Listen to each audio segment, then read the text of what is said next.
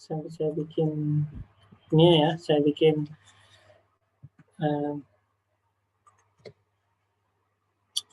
laporannya biar nggak lupa.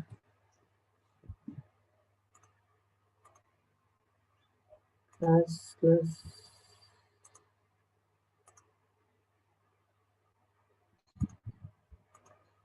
Oke, saya akan mulai kuliahnya ya. Baik, jadi yang ini kan minggu ini harusnya masalah remunerasi, tapi kan kemarin justru remunerasi sudah kita bahas di pekan-pekan sebelumnya ya.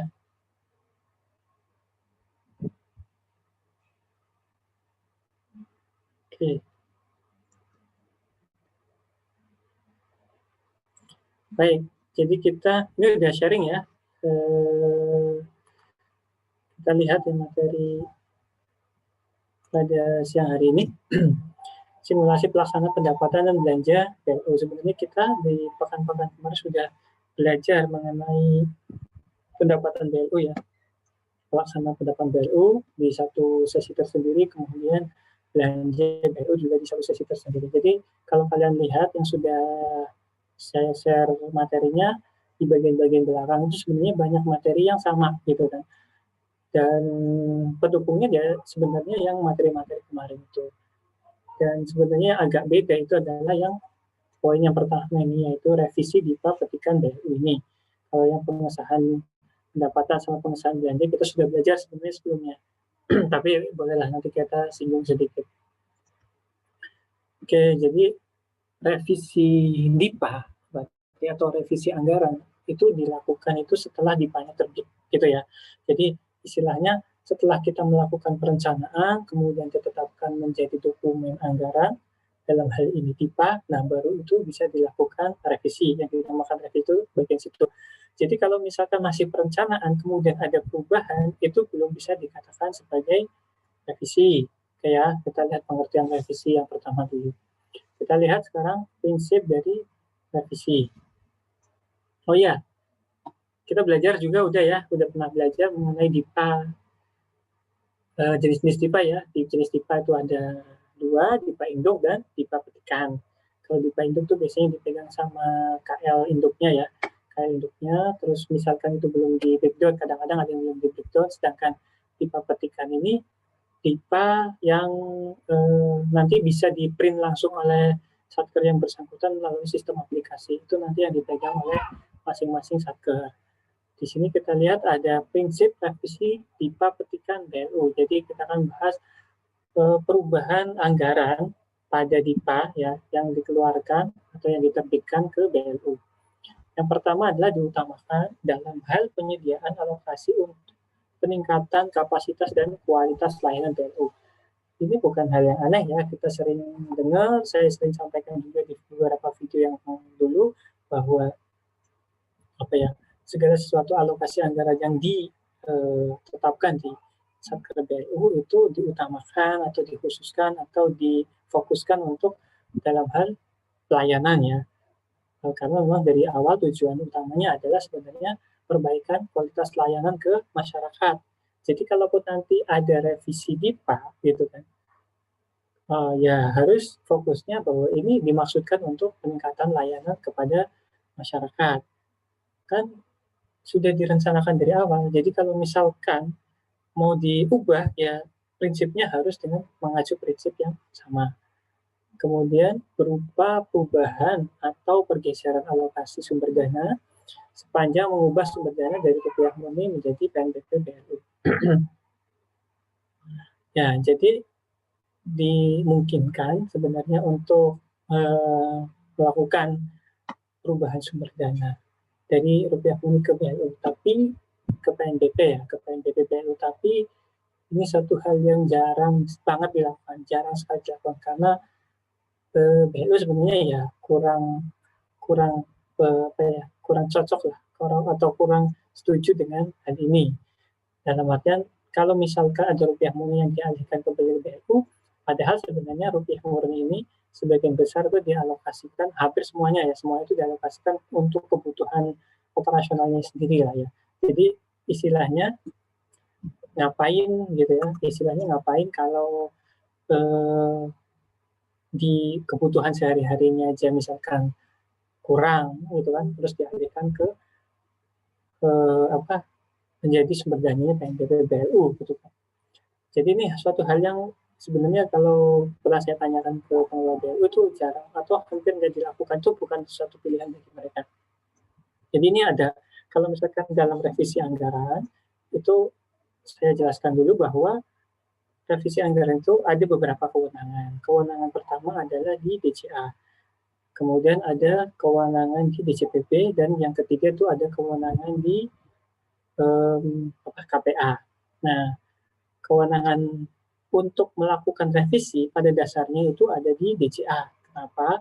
Karena DCA yang dari awal ikut merencanakan. Jadi yang membuat DIPA itu adalah sebenarnya produk-produk dari DCA. Oleh karenanya, apabila ada perubahan, maka sebenarnya yang berhak untuk mengubah itu adalah DCA. Makanya kewenangan revisi itu pada awalnya itu ada di DCA. Tapi untuk misalkan mempermudah gitu kan, untuk menyederhanakan proses dan untuk mempercepat proses revisi itu sendiri, itu nanti dialihkan atau didelegasikan ke KPA ataupun ke DCPB. Di DCPB pun ada dua, yaitu di Direktorat PA yang di kantor pusat dan di Kanwil DCPB di masing-masing daerah. Nah, kita bayangkan misalkan DIPA yang sudah jadi kemudian akan ada revisi di tengah jalan, itu dilakukan hanya oleh DCA, wewenangnya hanya dimiliki oleh DCA. Bayangkan seluruh Indonesia itu nanti ngumpulnya di DCA, itu seperti apa, ya kan? Meskipun sekarang ini yang namanya revisi itu bisa dilakukan secara online, bahkan secara online ya, semuanya online. Jadi nanti ada aplikasinya untuk revisi online itu, dari dimonitoring juga secara online juga bisa. Jadi tidak lagi dilakukan dengan manual gitu, istilahnya harus datang, itu enggak sebenarnya. Dilakukan online, sekarang ini lagi untuk pembahasannya juga dengan online. Nah, karena hal itu, tadi ya, nggak mungkin ke DCA semua kan. Pertama tadi karena jarak, kemudian yang kedua itu sumber daya di DCA juga tidak mampu lah untuk menangani seluruh Indonesia. Di DCA itu total tuh sekitar hanya 800 orang, dan yang menangani revisi itu mungkin sekitar hanya 500 orang. Itu nggak bakal kuat. Jadi akhirnya online, dan itu nanti ada yang dialihkan ke DCPB, baik di PA maupun Kanwil masing-masing itu di seluruh Indonesia, maupun di Satker atau KPA masing-masing. Nah, apa yang membedakan antara kewenangan revisi yang di DCA dengan yang di DCPB? Kalau di DCA, karena yang apa ya, DCA itu yang apa ya, merencanakan dari awal, maka hal-hal penting, hal-hal yang menjadi fokus, hal-hal yang ada perubahan, maka itu harus dipegang oleh DCA. Jadi misalkan ada hal-hal atau revisi-revisi yang memerlukan penelaahan, hal-hal yang perlu ditelaah, maka itu harus ke DCA. Sedangkan kalau yang misalkan ke DCPB ataupun ke KPA, itu hal untuk revisi-revisi yang bersifat pengesahan. Pengesahan itu apa? Pengesahan itu berarti cukup dengan dokumen-dokumen yang ada, asal dokumennya lengkap, maka itu bisa langsung disetujui. Nah, sedangkan kalau penelaahan, itu berarti revisi-revisi yang misalkan ada hal-hal yang perlu dikonfirmasi. Kenapa angkanya berubah, kenapa volumenya berubah, kenapa outputnya berubah, naik atau turun, dan lain sebagainya. Itu ada yang perlu direvisi. Meskipun yang dipegang adalah output yang turun ya. Kalau output naik, biarin aja. Gitu. Nanti akan saya jelaskan. Nah, terus yang di KPA juga punya wewenang ya, tapi dibatasi juga, yaitu hanya yang sekitarnya dia. Maksudnya yang dalam kuasanya dia, yaitu yang di POK ya, atau petunjuk operasional kegiatan yang dia miliki, dan tidak boleh mengubah digital stamp misalnya gitu. Terus apa yang membedakan antara wewenang yang di PA kantor pusat DCPB dengan yang di Kanwil gitu? Itu kan mereka sama-sama DCPB, yang membedakan adalah wilayahnya, yang wilayahnya ya. Kalau misalkan Kanwil kan berarti di wilayahnya, misalkan Kanwil Kalimantan Timur. Nah, maka Kanwil Kalimantan Timur dia memiliki wewenang sewilayah Kalimantan Timur saja. Kanwil Samarinda yang di Kalimantan Timur, berarti dia memiliki kewenangan untuk melakukan revisi di wilayahnya itu dia. Tapi bagaimana jika ternyata ada revisi misalkan dari sebuah satker di Kanwil Kalimantan Timur, anggarannya digeser ke sebuah satker di Surabaya, ya misalkan Kanwil Surabaya, Jawa Timur. Nah itu kan tentunya akan ada dua kanwil yang berhubungan. Nah, kalau sudah dua kanwil begini, udah antar kanwil, maka yang berwenang untuk melakukan revisi, diajukan izin revisinya adalah di Direktorat PA yang di Jakarta. Oke, nah dengan ini, kalau misalkan dengan hubungannya dengan yang mengubah sumber dana ini, kalau sudah mengubah sumber dana, itu berarti izinnya harus ke TCA. Oke ya, jadi saya jelaskan tadi wewenangnya biar kelihatan bahwa ada hubungannya dengan pengubahan sumber dana dari rupiah murni menjadi PNBP. Ini nggak bisa diubah di kanwil atau diubah di PA, apalagi diubah di KPA tersebut. Oke, kemudian yang ketiga ya ini, revisi penggunaan saldo kas PLU diutamakan untuk belanja yang secara langsung mendukung atau menunjang pemberian layanan PLU. Jadi hampir sama dengan di atas, cuman kalau yang di bawah ini, yang nomor 3 ini, fokus ke penggunaan saldo kas PLU ya. Ya, yang kita tahu saldo kas PLU yang ada saldo akhir dan saldo awal ya. Itu dua-duanya disebutnya saldo kas.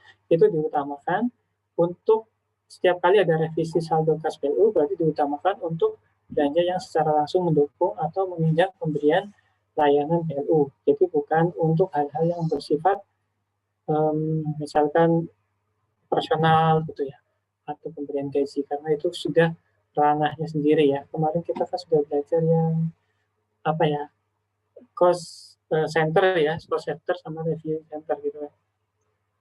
Nah, di antara yang hal itu.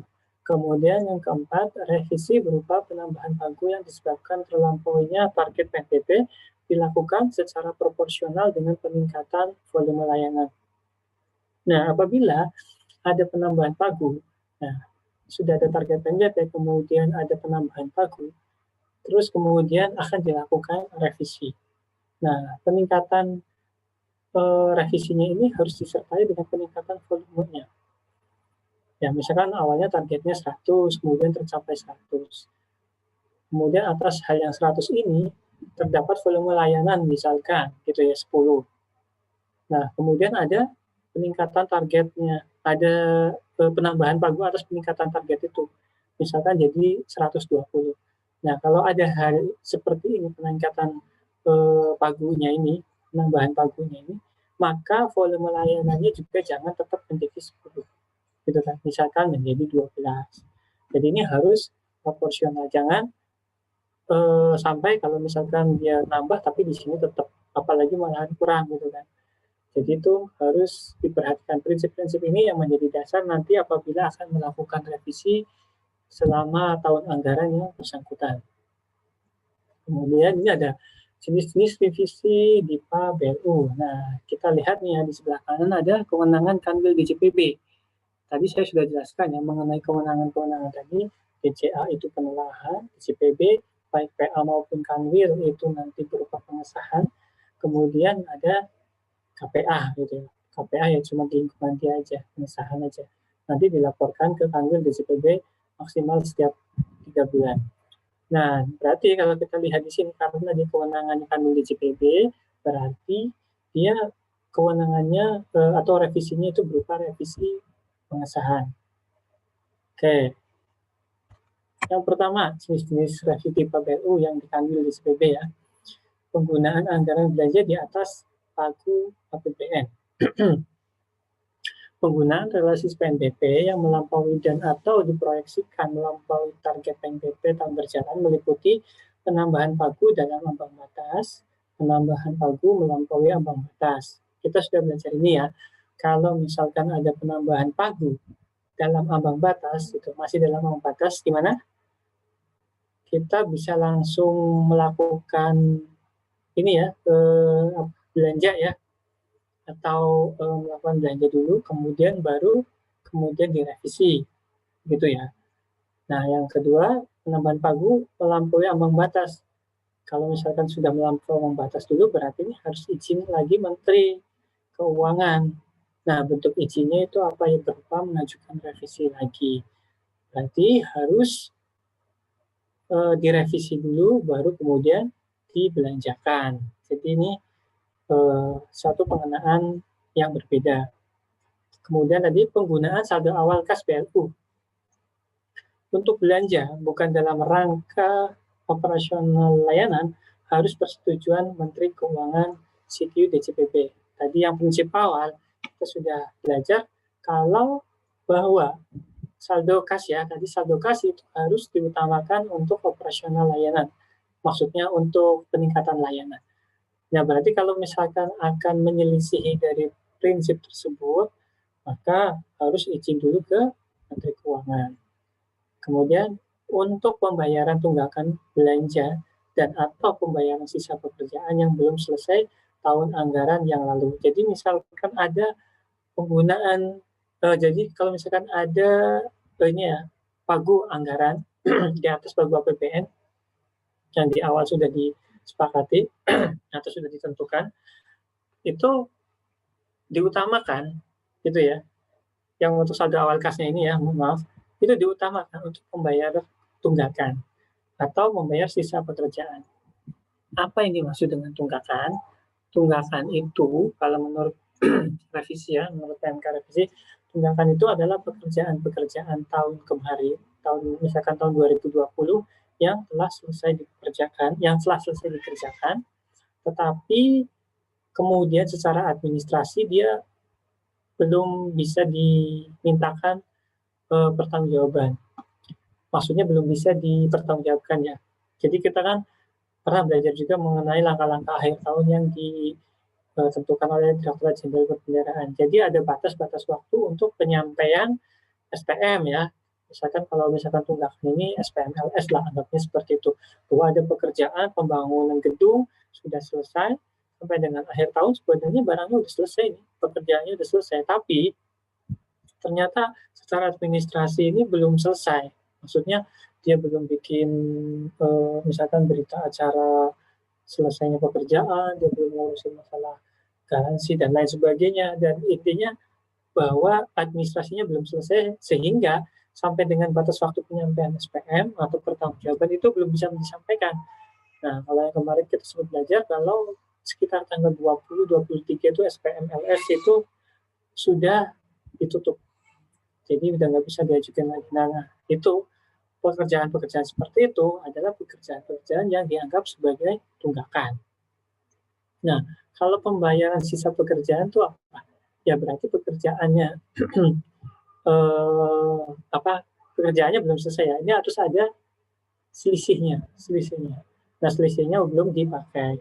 Nah, ini untuk saldo awal kas dikhususkan atau diutamakan untuk membayar hal-hal yang seperti ini. Kemudian pergeseran anggaran dalam hal pagu tetap. Nah, ini pagu tetap. Nah, kalau di dalam revisi itu ada 3 jenis. Revisi itu ada 3 jenis. Yang pertama adalah revisi dalam hal pagu berubah.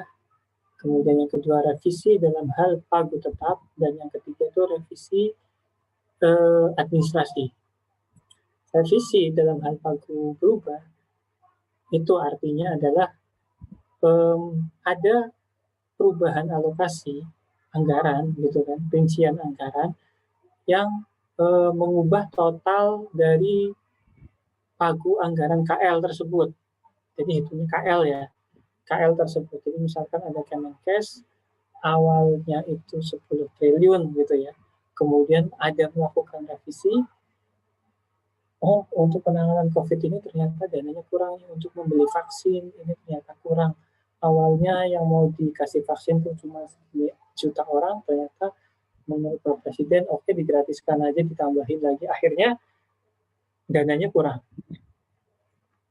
Nah, karena dananya kurang maka perlu dana tambahan. Nah, dana tambahannya dari mana? Minta ke Kementerian Keuangan dana BUN misalkan gitu ya. Dana BUN. Nah, itu kan nanti berarti akan ada revisi perpindahan uang dari BA BUN ke BAKL.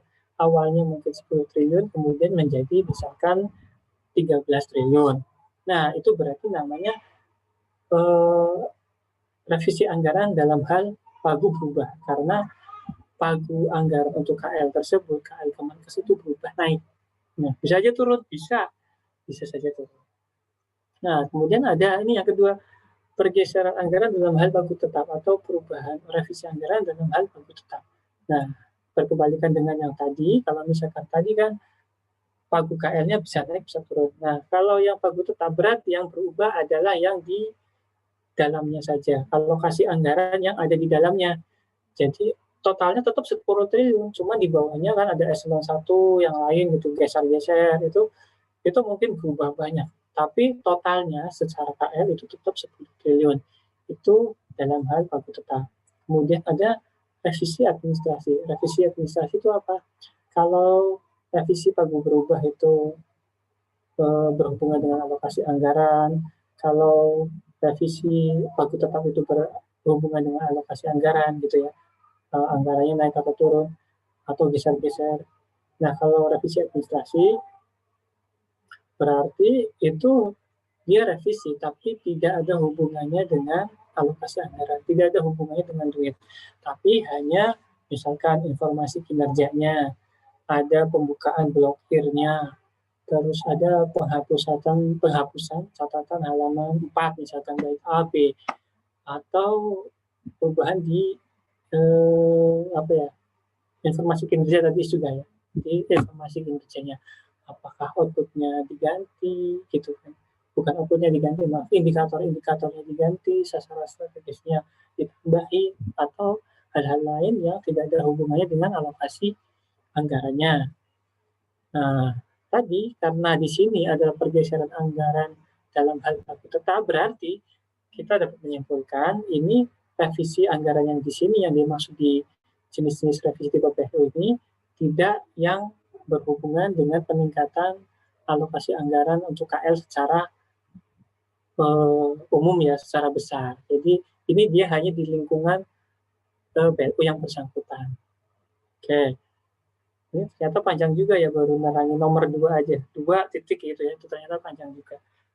Tapi di sini memang nggak ada keterangannya sih ya, jadi biar kalian bisa membedakan gitu ya, antara ini pagu tetap maksudnya apa sih Pak gitu kan. Ya mau nggak mau harus saya jelaskan ini. Dan ternyata nyangkut ke yang lain-lain. Tadi ada pagu berubah sama revisi administrasi. Nah ini revisi berupa perubahan atau pergeseran dalam hal pagu tetap dilakukan sepanjang tidak mengurangi volume output. Jadi boleh dilakukan pagu tetapnya tadi sepanjang tidak mengurangi volume keluaran atau output. Oke, itu memang sebenarnya prinsip umum. Prinsip umum maksud saya gini, itu tidak hanya berlaku di TIPA BLU, tapi di semua satker juga begitu. Untuk kewenangan Kanwil itu memang tidak diperkenankan untuk mengurangi output. Itu ya. Kenapa? Karena kita udah pernah belajar PBB ya, belajar PBB Performance Based Budgeting, di mana kita menekankan pada output dan outcome. Kita belajar juga logic model, di mana ada output dan outcome juga. Jadi segala sesuatu dana yang dikeluarkan dari pemerintah itu harapannya nanti harus ada outputnya itu harus jelas. Itu apa? Dan ini sudah ditentukan di awal. Oh, pada saat perencanaan kita tahun depan akan menghasilkan segini output, misalkan seperti itu. Nah, karena sudah direncanakan di awal dan tadi ya sudah dibahas di DCA, maka kalau ada penurunan output, ini kan penurunan output ya, mengurangi output. Kalau ada penurunan output, maka itu harus di DCA. Ini karena kewenangan Kanwil DJPP, maka diperbolehkan ada pergeseran-pergeseran sepanjang tidak mengurangi output gitu. Outputnya tidak turun. Kalau outputnya turun harus dibahas dulu kenapa sampai outputnya turun gitu kan. Dulu kan sudah kita sepakati dana 10 miliar itu untuk menghasilkan 10 output. Tapi ternyata begitu digeser gitu kan, ini outputnya turun. Nah, padahal yang dipegang itu output. Jadi kalau misalkan dia berubah tapi outputnya tetap, misalkan uangnya menambah, uangnya berkurang gitu ya, tapi dia outputnya tetap, itu sebenarnya nggak masalah, nggak masalah. Kenapa ya? Karena tadi kalau misalkan output-nya tetap, alokasinya berkurang, itu kan berarti nanti akan ada optimalisasi. Berarti dia bisa berhemat. Tapi kalau misalkan uangnya nambah gitu kan, terus output-nya tetap, ini agak-agak masalah nih. Tapi kalau misalkan ada uangnya nambah, output-nya nambah, gitu ya, itu boleh saja dan itu boleh langsung di Canwheel saja, nggak perlu ke DCA. Oke, ini revisi dilakukan untuk satu, menambah volume pada keluaran output. Ya, tadi ya, karena dia nggak boleh mengurangi, yang ke DCPP itu harus menambah. Kalau tetap gimana, Pak? Kalau tetap, tadi boleh ya, kalau secara istilahnya tadi bisa berhemat. Tapi kalau misalkan pagunya tetap, volumenya tetap, ya nggak mungkin lah ya. Itu ngapain juga digeser-geser kalau tetap aja ya. Dari geser sini 10, dari sana 10, sama aja, percuma kan. Jadi ini yang ditekankan adalah untuk menambah volume pada output. Kemudian menambah subkeluaran. Ya, subkeluaran atau sub-output itu sama aja lah ya, kita asumsikan sama dengan output. Kemudian menambah keluaran baru atau output baru. Yang tadi yang saya sampaikan. Kalau misalkan dia pagunya 10 miliar, kemudian ada output 10, gitu. Awalnya ada 100 juta, terus bisa menghasilkan misalkan 10 laptop lah, gampangannya. Ini ngomongin bukan judul output yang benar ya, tapi jangan ya, yang output yang benar itu misalkan sekolah lah ya. Misalkan ada 10 miliar, bisa menghasilkan 10 sekolah, gitu. Itu kemudian direvisi, Pak, ini kami mau revisi, tapi nambah output, Pak. Jadi nggak 10 sekolah, tapi jadi 11 sekolah. Dananya tetap 10 miliar. Oh, itu boleh. Kan berarti itu ada optimalisasi atau ada penghematan. Itu bagus lah ya. Dananya awalnya 10 miliar, direncanakan 10, kok ini jadi 11, ya bagus. Itu nggak usah dibahas lagi, oh setuju, gitu, langsung disetujui aja. Makanya itu cukup di Canwheel DCPP. Nah, kalau turun baru masalah gitu kan. Tapi ini kalau misalnya nih, menambah keluaran baru. Tadi yang pertama menambah ya, sorry, yang tadi yang A, contoh yang A ya. Yang C itu menambah output baru. Jadi tadi ada 10 miliar, kemudian untuk 10 sekolah. Tapi nanti dengan 10 miliar ini nggak cuma ada 10 sekolah, ternyata 10 sekolah ditambah satu buah jembatan misalnya, atau satu buah kelurahan. Nah, itu output baru nih. Nah, jadinya boleh lah kalau misalkan menambah seperti itu. Karena tadi itu juga bagian dari penghematan. Berarti dia bisa memanfaatkan dengan efisien. Gitu. Kenapa bisa berhemat ya? Kita juga pernah belajar mengenai standar biaya gitu ya. Jadi standar biaya itu ada yang estimasi kan. Ternyata begitu dilihat harga pasar sekarang, unit cost-nya misalkan itu ternyata rendah. Jadinya bisa banyak berhemat. Ternyata begitu dibelanjakan sekarang itu bisa mendapat lebih banyak dibandingkan misalkan pada saat perencanaan dulu. Jadinya ternyata bisa ada penghematan. Oke, kemudian yang ketiga, perubahan akibat hal-hal khusus ya, ini bukan khusus ya, khusus. Nah, ini bisa saja nanti ada revisi BLU yang disebabkan karena ini ya, misalkan revisi berupa pencantuman saldo awal kas. Ini ditutup 30 April 2020, atau kalau yang sekarang 2021 kali ya, 30 April 2021 saya belum cek lagi. Terus revisi penggunaan saldo awal kas dalam rangka mismatch gitu ya. Jadi misalkan ternyata perhitungannya itu berbeda antara yang di administrasi dengan misalkan dengan yang di realisasi, yang di realnya gitu. Maka ternyata ditemukan, oh ternyata yang di administrasi keliru atau yang sudah dilaporkan keliru, maka itu bisa direvisi, kemudian disesuaikan agar tidak terjadi perbedaan. Kemudian revisi berupa penetapan satker menjadi satker BLU. Ini hal yang khusus. Jadi kalau misalkan sebuah satker, baik itu satker PNBP ya, atau satker biasa kemudian menjadi satker BLU, itu otomatis biasanya mengambil dana dari KL-nya. Gitu ya. Karena dia mesti berawal dari sebuah satker. kecuali kalau memang dia benar-benar satker baru. Jadi kalau misalkan satker baru tuh biasanya justru sudah nantinya akan dikasihkan semacam modal awal gitu ya, semacam modal awal untuk menjalankan dari BLU tersebut. Misalkan yang baru sekarang itu ada BLU LDKPI ya. BLU LDKPI, dan ini belum baru tahun ini ada anggarannya, tapi organisasinya belum jelas.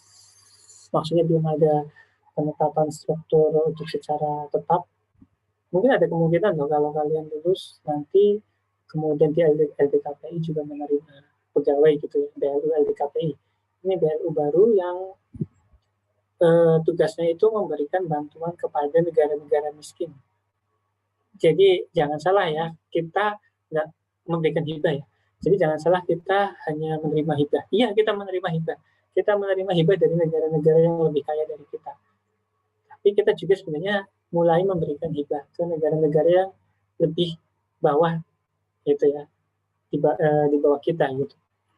Jadi misalkan, oh ya, mungkin kalian pernah dengar, pernah lihat di YouTube atau pernah viral lah, seorang diplomat muda berani di forum PBB istilahnya marah-marah atau memprotes di kepulauan Fiji, ya kalau nggak salah Fiji ya, atau Mauritania saya lupa, karena ikut campur campur dalam urusan Papua kalau nggak salah. Bagi saya itu bukan satu hal yang luar biasa, enggak. Itu biasa saja kalau menurut saya. Kenapa? Karena posisi tawar kita jauh lebih besar. Kita itu banyak memberikan bantuan atau hibah ke Fiji. Jadi kalau misalkan kalau Fiji macam-macam terus kita marah-marah, ya pasti kita berani gitu kan.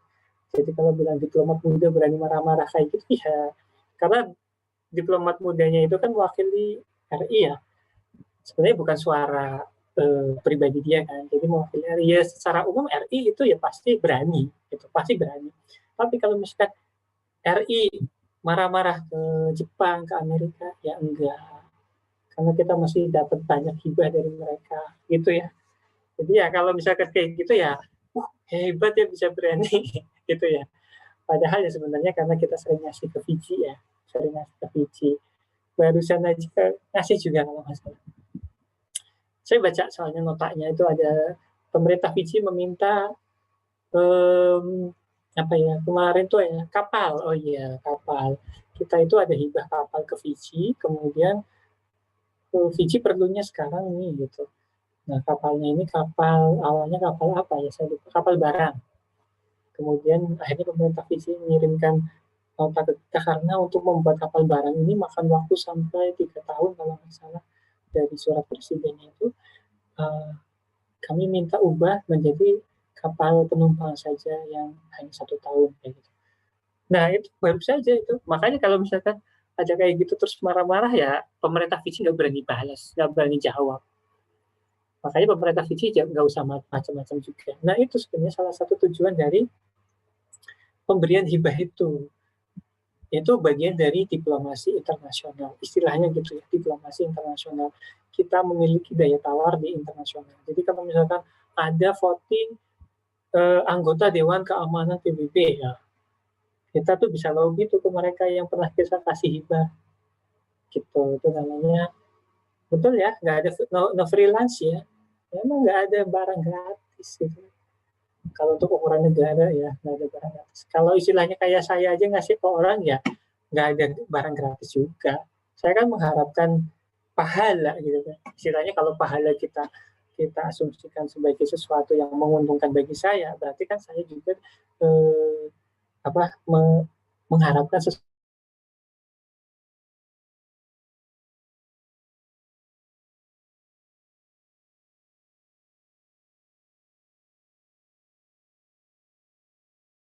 yang namanya ikhlas itu mengharapkan surga, mengharapkan menjauhi neraka, mendapatkan pahala, mengharap ridho Tuhan gitu kan. Itu kategori masih ikhlas karena bukan urusan dunia gitu. Tapi bagaimanapun juga dalam tanda kutip kalau kayak gitu ya sebenarnya no freelance juga. Nah, Oke, selesai di situ ya. Tadi LDKPI, Lembaga Dana Kerjasama Internasional, LDKPI.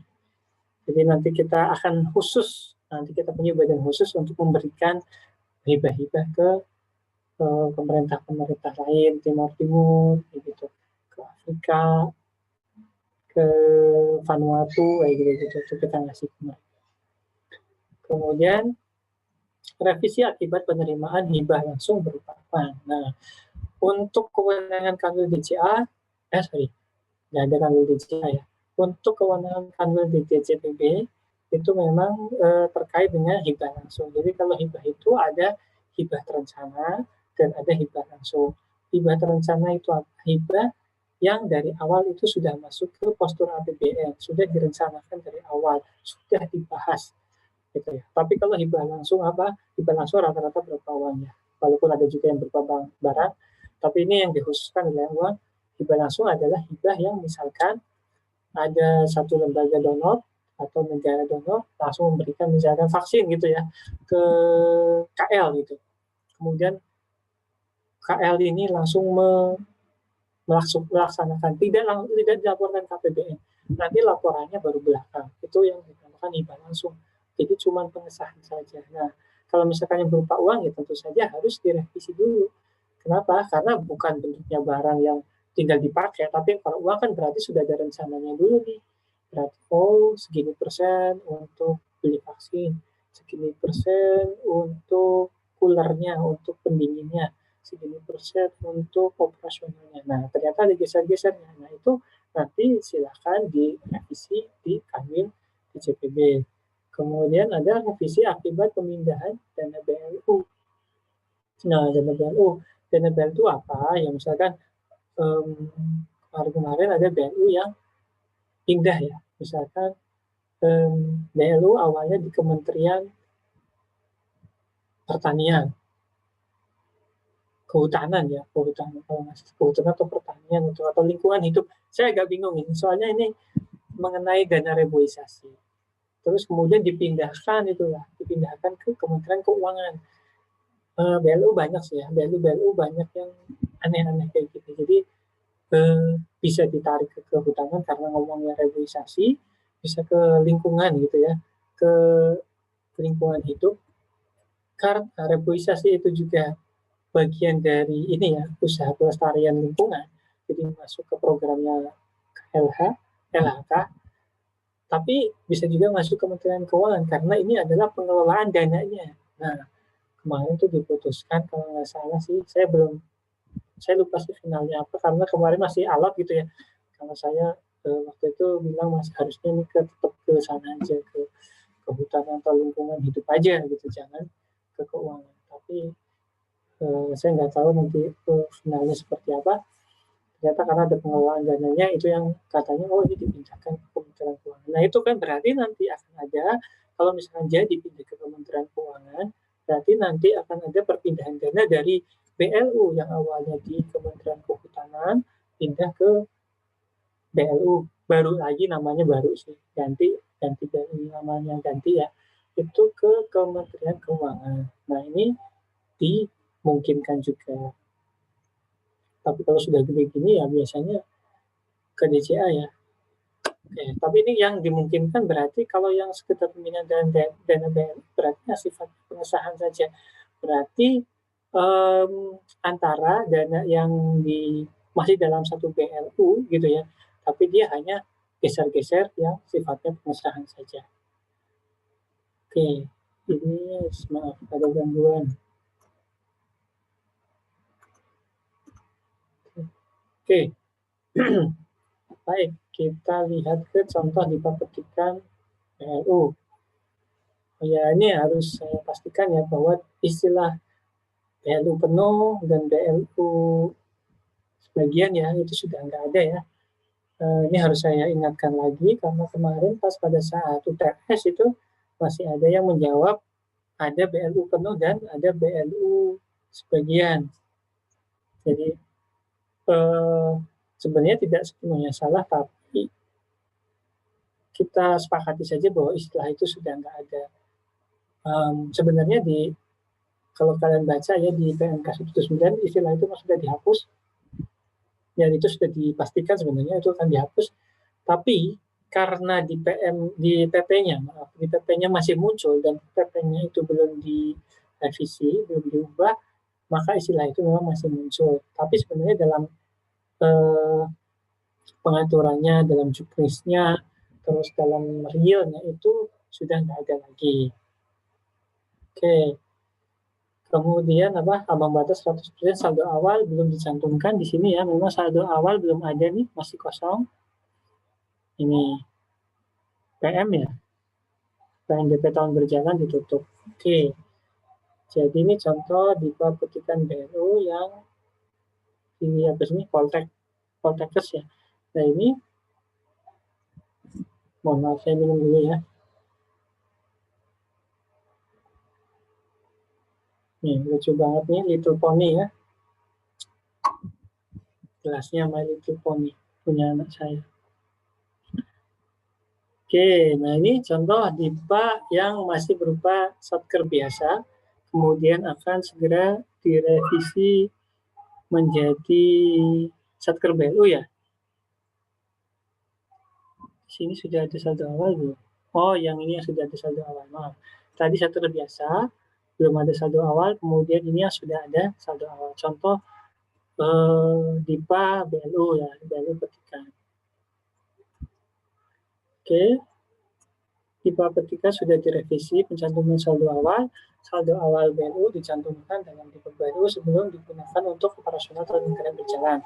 Oke, saldo awal adalah saldo tahun anggaran yang lalu yang dibuktikan dengan konfirmasi dari KPPN dan SP2B BLU terakhir. Ini kalau misalkan dia sudah ada ya, kalau misalkan dia awalnya adalah satker PNBP ya, jadi dia sudah punya saldo juga. Tapi kalau misalnya satkernya satker biasa kayak tadi yang saya contohkan LDKPI yang dia memang benar-benar baru, maka dia pasti dimodali gitu ya, dimodali dari awal. Oke, untuk revisi sudah selesai. Kemudian kita lanjut ke simulasi pengesahan pendapatan, pengesahan belanja juga ya.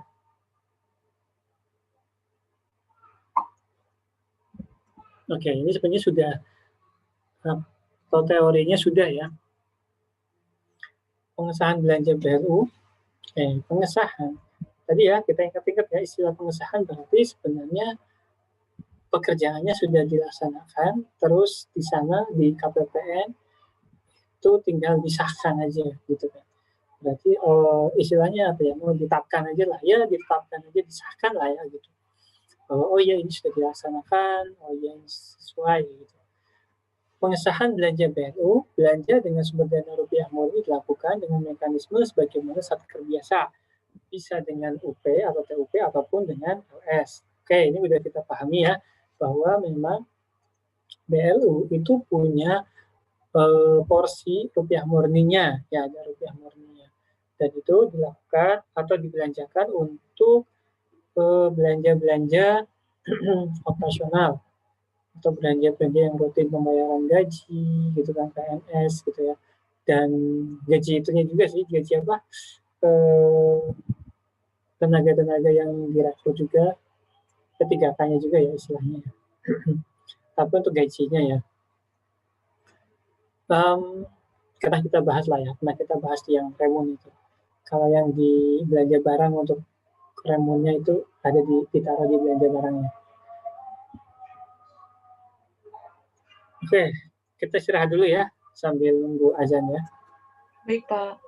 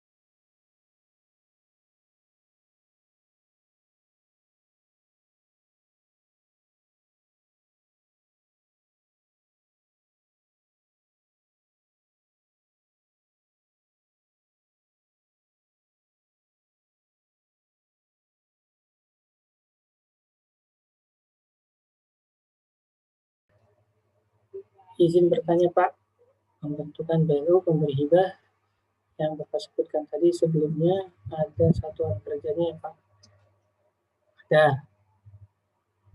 Lalu apa urgensi didirikan BLU Pak? Saya masih belum mengerti. Oke, jadi gini, pada saat awal gitu kan, ini pada saat awal membentuk sebuah satker itu kan pasti kita rapatkan dulu. Dan pada saat mau membentuk lembaga ini juga pernah kita rapatkan dan kita berikan opsi-opsi. Opsinya itu banyak. Ada 3 kalau nggak salah waktu itu. Satu dijadiin PLU, yang kedua dijadiin satker biasa, yang ketiga tetap di Kemenlu. Karena selama ini yang melaksanakan adalah Kemenlu. Kemudian nanti kita bikin pros cons-nya ya. Kelebihan atau kekurangannya itu apa. Nah, kalau yang LDKPI ini sebenarnya ya ini juga hasil rapat dengan Direktur PKBLU juga. Jadi kalau pas awal tuh memang kita berpikir juga sebenarnya pendapatan dari PLU ini apa sih? Gitu. Kan dia kan justru menyalurkan hibah, malah mengeluarkan uang gitu kan. Nah, sejalan dengan ini rapat yang terus-menerus, mungkin ada kebijakan pimpinan juga bahwa mereka kayaknya akan mengelola semacam dana yang bergulir, dana hibah, dana semacam dana abadi gitulah. Mereka diminta untuk mengelola dana abadi gitu. Jadi mirip, nanti perlakuannya juga jadi mirip-mirip kayak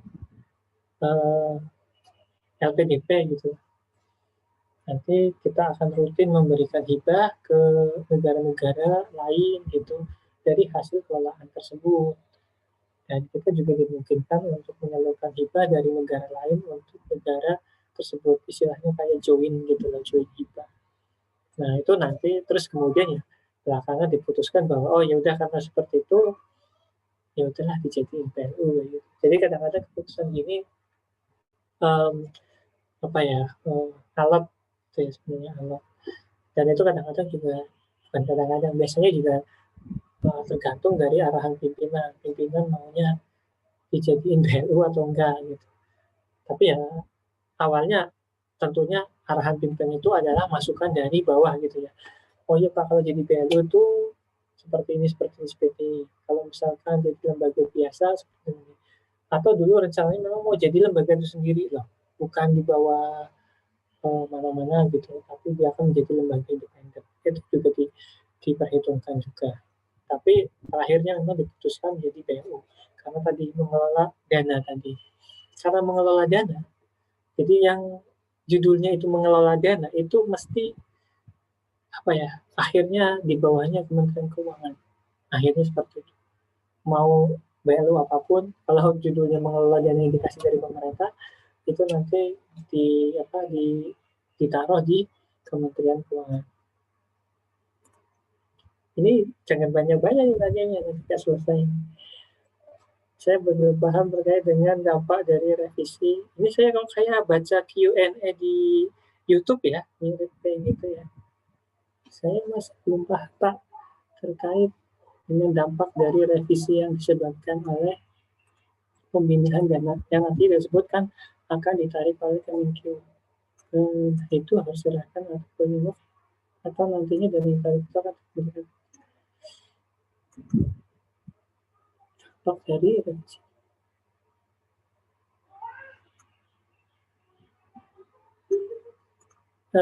Saya belum paham nih. Gimana maksudnya ini Aksil ya Dora? Kalau boleh dijelaskan maksudnya ini yang mana?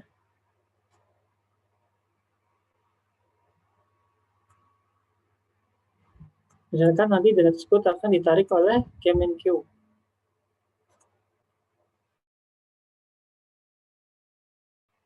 Kayak misalnya ini, silakan. Aksil mana Aksil?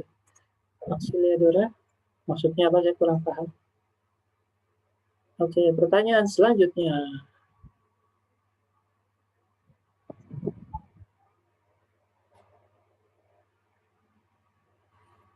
apakah saldo awal.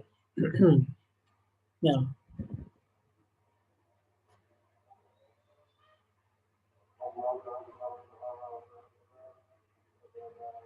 Oh gitu.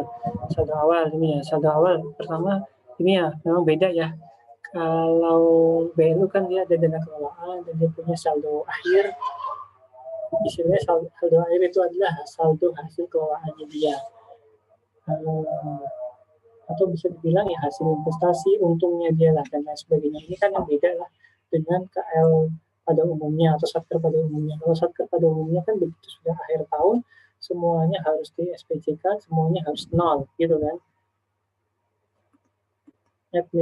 Oke, semuanya harus nol. Jadi mereka akan merancang lagi ini ya saldo apa ya anggarannya ya, bukan merancang dari awal lagi apa ya zero budgeting bukan gitu maksudnya. Tapi dananya itu kan memang sudah habis. Tapi kalau saldo awal itu adalah memang dia punya kelebihan atau punya hasil lah dari pengelolaan tahun kemarin, kemudian di tahun ini menjadi saldo awal yang bisa dimanfaatkan lagi. Kalau kenapa paling lambat tanggal 30, saya nggak bisa jawab pasti tanggal 30 kenapa. Tapi kemungkinannya itu seperti ini. Jadi pada saat pelaksanaannya itu memang biasanya masih ada hal-hal yang belum dikonfirmasi. Misalkan ini kan karena ini ya pengelolaan dana. Jadi bisa saja misalkan gini, bagi hasilnya nanti akan akan diketahui setelah akhir tahun lewat gitu atau setelah awal tahun. Nah, itu bisa saja. Jadinya nanti akan realnya akan kelihatan setelah akhir tahun. Kalau tanggal 30 persisnya itu sebenarnya kalau dalam perkiraan saya adalah karena ini berkaitan dengan LKPP. LKPP itu sekitar ini ya, April ya, 30 Aprilan atau awal Mei. Nah, itu jadi sebelum nanti dilaporkan di dalam LKPP, nanti istilahnya kalau di DJPB mesti berpatokan seperti itu masih bisa dilaporkan terus ke DJPB. Sebenarnya seperti itu. Jadi kalau misalkan kayak hibah langsung tuh harusnya selesai dilaporkan itu pada akhir Desember. Harusnya seperti itu. Tapi DJPB juga masih memberi kelonggaran boleh sampai dengan kalau nggak salah 30 April juga. Karena apa tadi? Pokoknya sebelum dilaporkan dalam LKPP, laporan keuangan pemerintah pusat, atau dalam arti kata itu laporan pertanggungjawabannya. Gitu kan. Jadi nanti agar uangnya bisa masuk ke situ. Terus ada lagi juga pekerjaan yang boleh meskipun sudah akhir selesai itu ya kalau di langkah-langkah akhir tahun itu ada waktu sekitar 3 bulan juga. Berarti Januari, Februari, Maret itu sekitar 90 hari untuk segera melaksanakan. Ada pekerjaan yang bisa diberikan dispensasi seperti itu. Jadi kalau menurut perkiraan saya ini karena sebelum laporan ke LKPP penentuan 30 Aprilnya ya. Kalau kenapa tidak lebih awal ya, lebih awal lebih bagus. Cuman kalau misalkan dia bisa ngasih jangka waktu segitu itu biasanya memang sudah dipertimbangkan tadi dengan LKPP-nya. Apa memang saldo awal itu tidak mungkin untuk dicantumkan sejak awal tahun? Mungkin saja. Bisa. Pak, maaf tadi sinyalnya hilang. Saya mau pertanyaan tadi. Kalau sekarang udah ketemu sinyalnya. iya Pak baru connecting. Oke. Apa ya, tadi saya kurang pahami? Kalau iya Pak, kenapa Pak gimana? Iya, enggak ini pertanyaannya bagaimana saya kurang. Oh iya tadi kan ini kan yang pemindahan dana BLU itu kan terjadi terus direvisi ya Pak. Nah saya mau nanya, nah misalnya pemindahan dana ini terjadi karena dana BLU-nya itu dibutuhin sama Menteri Keuangan, kayak Menteri Keuangan tuh butuh dana. Nah itu tuh dana yang dipakai tuh dari PNBP yang emang udah direncanakan atau PNBP Eagle gitu loh Pak. Nah terus di tahun-tahun setelahnya itu setelah Menteri Keuangan butuh nih Pak misalnya, terus di tahun-tahun setelahnya itu dananya itu dibalikin lagi nggak ke BLU-nya gitu maksud saya. Jadi pertanyaannya mungkin nggak misalkan dana yang di BLU itu diminta oleh Kementerian Keuangan gitu ya? Ya itu yang apa pemindahan dana BLU terus direvisi itu loh Pak. Yang nomor 3 poin terakhir. Kemungkinannya seperti ini, sering terjadi tuh gini. Sebenarnya pada prinsipnya dana yang sudah disampaikan ke KL itu ya, yang sudah direncanakan dari awal itu adalah dana KL. Pada prinsipnya itu seperti itu. Jadi Kementerian Keuangan itu sudah setuju bahwa dana-dana tersebut itu diberikan kepada KL. Jadi let the managers manage, yaitu di sebelah situ nanti terserah KL mau ngapain, yang penting Kementerian Keuangan setuju.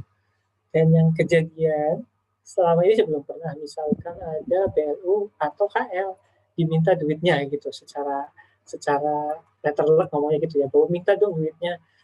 Tapi adanya adalah penghematan.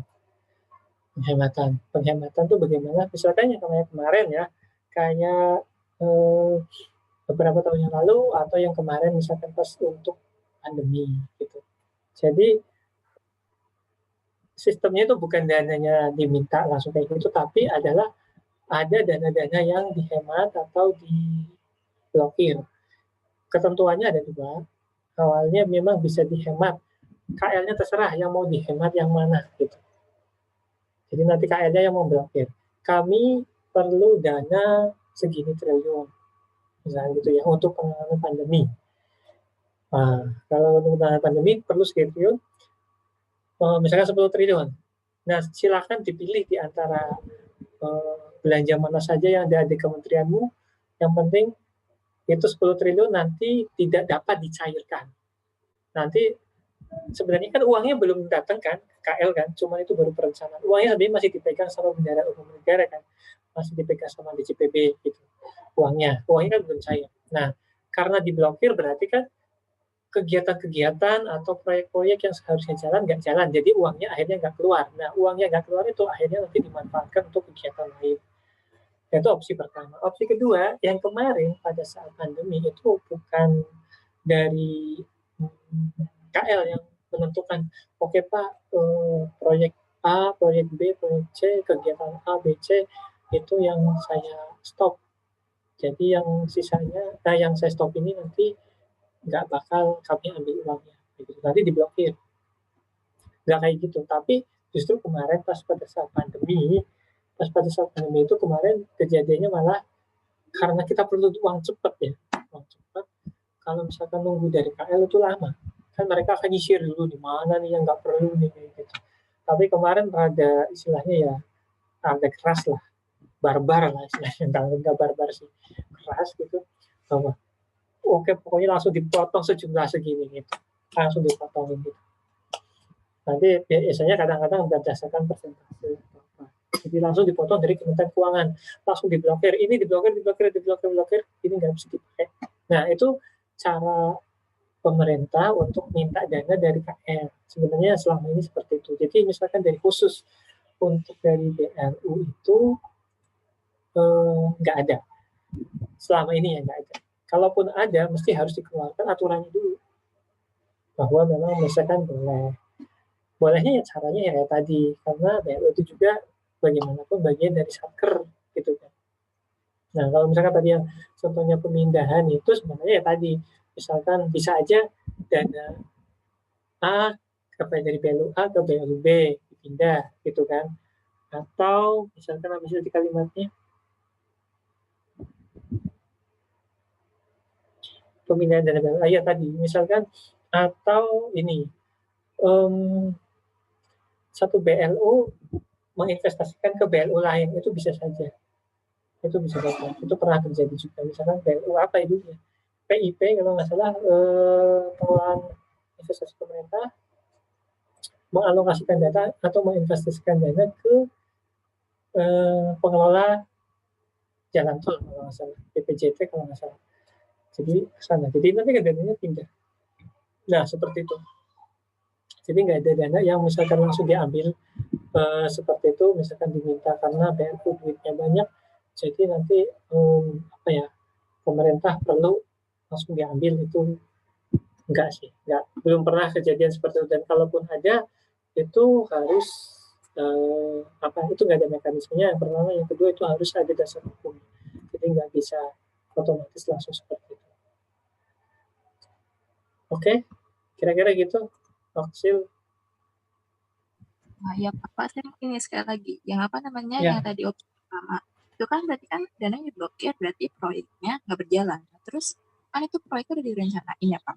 Terus dananya itu bakal dikasih di tahun anggaran berikutnya apa? Ya udah berarti proyeknya nggak jadi jalanin. Kan tadi dananya diblokir, berarti proyeknya nggak bisa berjalan. jadi yang yang opsi pertama kan berarti dia memilih proyek-proyek yang tidak prioritas kayak gitu kan sebenarnya. Jadi kan um, dalam anggaran itu ada yang namanya prioritas nasional. Kalau prioritas nasional ini sebenarnya proyek-proyek yang menjadi prioritas pemerintah yang dalam pembahasannya itu enggak cuma antara KL itu dengan DJA, enggak. Tapi harus melibatkan antara KL, DJA, dan Bappenas. Jadi ini yang memang sudah diwanti-wanti sama misalkan Presiden. Karena itu mungkin kategori dari janji Presiden. Jadi Presiden berjanji nih pada saat kampanye, saya akan melakukan ini, saya akan membangun tol laut misalnya, saya akan bikin stadion di Papua misalkan, dan itu kategorinya misalkan proyek prioritas atau prioritas nasional. Atau saya akan membangun Trans Sumatera, Trans Jawa, Trans Kalimantan. Nah itu proyek ini yang mesti dijaga banget pertama itu. Jadi itu walaupun ada penghematan, proyek-proyek prioritas itu tidak pernah diotak-atik, tidak pernah. Dan itu kalau misalkan mau revisi pun itu harus melibatkan Bappenas. Dan kalau misalkan sudah ketahuan prioritasnya mana, berarti KL harus memilih proyek-proyek yang tidak prioritas.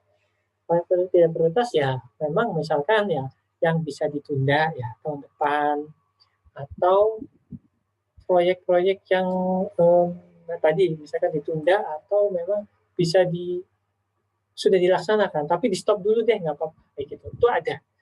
Itu misalkan untuk proyek-proyek yang multi years itu yang beberapa tahun ya, kontrak tahun jamak.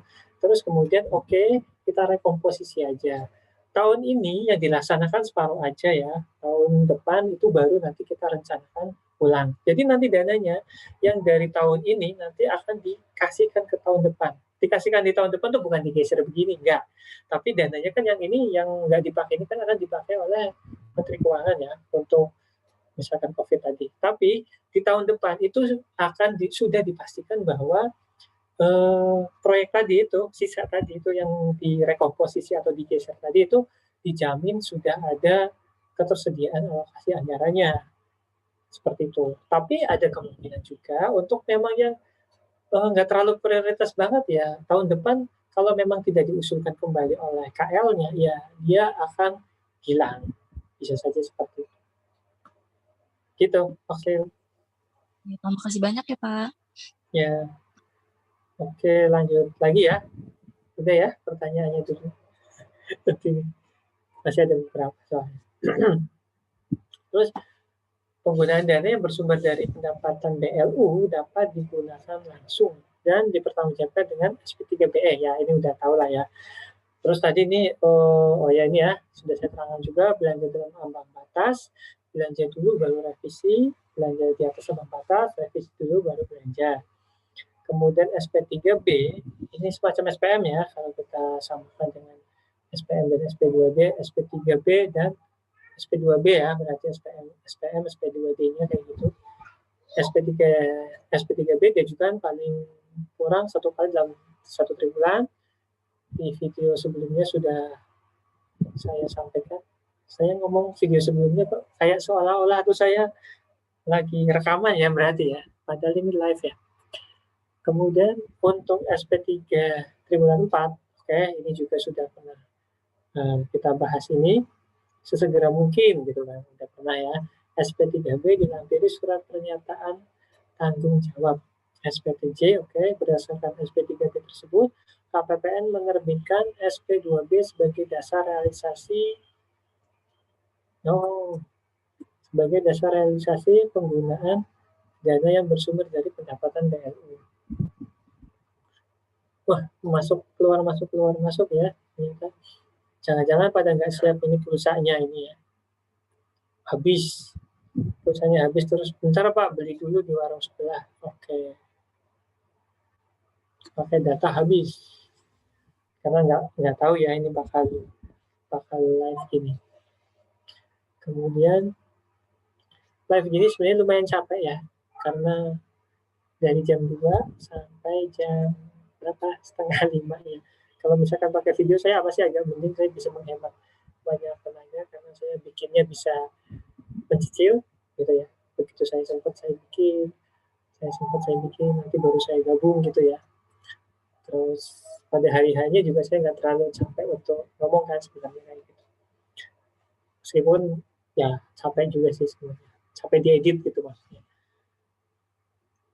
Kemudian pertanggungjawaban pendapatan dan belanja yang sumber dananya dari PNBP yang digunakan langsung Satker BNU mengajukan SP3B BNU kepada KPPN untuk disahkan ya. Kemudian dari KPPN akan menerbitkan SP2B BNU atau semacam SP2D ya. Nanti sudah pernah ya kayaknya lihat ini mekanismenya, sudah pernah lihat bentuknya. Ini mekanismenya kayak biasa sebenarnya, kayak pengajuan SPM, SP2D, ADK, terus kelengkapannya, dokumen-dokumennya diajukan ke front office KPPN, di KPPN nanti dicek, gitu kan, kelengkapan datanya oke nggak, terus apakah ADK-nya sudah sesuai dengan apa yang ada di sistem. Kalau hijau semua berarti oke, kalau ada yang merah berarti dikembalikan lagi, kemudian baru dikeluarkan SP2B-nya. Oke, nah ini ada ralat SP3B, SP2B.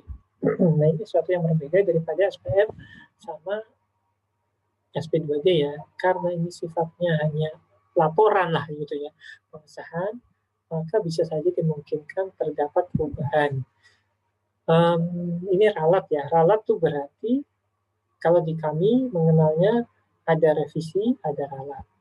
Kalau revisi itu adalah sesuatu hal yang dari awal itu tidak, dari awal itu sudah diniatkan untuk berubah. Jadi awalnya kita punya anggaran 10, terus kita ubah jadi 10 dan 2 gitu ya. Itu berarti direvisi atau turun. Dari awalnya 10, kemudian kita ubah jadi 8. Itu berarti revisi. Tapi kalau ralat itu berarti sesuatu yang tidak kita niatkan sebelumnya atau koreksi. Kalau koreksi berarti ada kesalahan. Misalkan ditulisnya 10, oh ternyata begitu dicek, wah keliru, ini bukan 10, ini harusnya 8. Nah itu baru dinamakan ralat. Itu bukan kategori revisi. Oke ya, jadi harus tahu apa definisi dari masing-masing hal tadi. Jadi bisa saja misalkan sudah dilaporkan ke KPPN karena ini sifatnya laporan belanja ya, begitu sudah dilaporkan, sudah disahkan, ternyata ada perubahan. Oh ini keliru nih pas jumlah gitu ternyata. Oh ternyata ini dokumennya yang ini angkanya salah misalkan gitu. Atau ini dokumennya nggak masuk yang di sini, harusnya masuk ke yang ke sana. Nah ini boleh dilakukan ralat. Modelnya seperti ini, mekanismenya apabila ada kesalahan administrasi. Tadi ya, kalau administrasi berarti nggak berhubungan dengan alokasi anggarannya atau nggak ada angkanya lah ya. Ini contohnya adalah pencantuman kegiatannya, salah outputnya, salah keliru ya, bukan salah ya. Keliru jenis belanjanya dan keliru akunnya. Kemudian kesalahan pencantuman jumlah. Nah ini berarti ada, tadi kalau yang pertama administrasi nggak ada hubungannya sama alokasi anggarannya, yang kedua justru ada alokasi anggarannya. Nah ini artinya pakainya mekanisme penyesuaian. Karena itu ya, karena ini penyesuaian atau karena ini ralat ada perubahan, maka mesti harus dengan dokumen tambahan. Contohnya adalah, nah ini yang D. Contohnya adalah yang D. Mesti harus ada penjelasan kenapa terjadi kesalahan. Ini harus dijelaskan. Umumnya kan hanya ini ya. ADK, SPTC itu ya hal yang umum lah ya sebenarnya. Tapi kalau yang D sama E, misalkan E ini adalah karena ini merubah meralat gitu atau merubah gitu, maka mesti ada dokumen tambahan seperti ini. Kemudian di KPPN nanti yang sudah menerapkan SPAN menerbitkan seperti itu. Oke lah, inilah mekanisme otomatis saja ya. Ya, ini contohnya. Nah, ini sebenarnya yang dimaksud dengan simulasi itu sebenarnya di sini. Tapi saya tuh nggak serk kalau misalkan simulasi itu saya ngasih soal ke kalian, terus kalian cuma diminta ngisi kayak gitu doang. Nggak challenging istilahnya gitu ya, nggak terlalu menantang. Saya ngasih soal, nanti diketahui dari BLU A memiliki data sebagai berikut. 1. Saldo awal sebesar sekian, pendapatan sejumlah sekian, gaji sekian sekian. Terus kalian nanti diminta ngisi ini, yaitu kan cuma mindahin doang. Ya kan? Jadinya saya nggak akan melakukan simulasi ini. Ini suatu hal yang mudah lah istilahnya. Kalaupun kalian nggak belajar ini, di PMK-nya itu sudah ada cara ngisinya. Ya, ini kan ada nomor 1 nih, 01. Nanti di bawahnya, ini kan di lampiran kan. Di lampirannya pasti ada nomor 1 diisi dengan nama kementerian garing lembaga. Gitu kan. Jadi sudah ada cara ngisinya. Nomor 2 diisi dengan tanggal pengesahan pendapatan dan belanja. Nomor 3 diisi dengan nomor, jadi nggak usah simulasikan atau uji cobakan, sebenarnya saya kan kalian tahu. Dan nanti pun gitu kan, ini dengan aplikasi ya, aplikasi jadi sangat dibantu sekali dengan aplikasi. Jadi saya tunjukkan aja ini bentuk-bentuknya aja biar tahu saja. Oke, ini contoh form meralat SP3P. Yang membedakan adalah di sini ya ada uraian sama keterangan ralatnya. Ralatnya penyebabnya apa. Kemudian ini contoh SPTJ, dulu namanya SPTJM ya, surat pernyataan tanggung jawab mutlak. Dulu ada kalimat mutlaknya, kalau sekarang nggak ada ya. Surat pernyataan tanggung jawab. Oke, kalau sudah thank you berarti terima kasih. Ada pertanyaan? Kalau sudah thank you biasanya saya ini tetap sehat, tetap semangat. Assalamualaikum warahmatullahi wabarakatuh. Kayak gitu biasanya. Tapi ya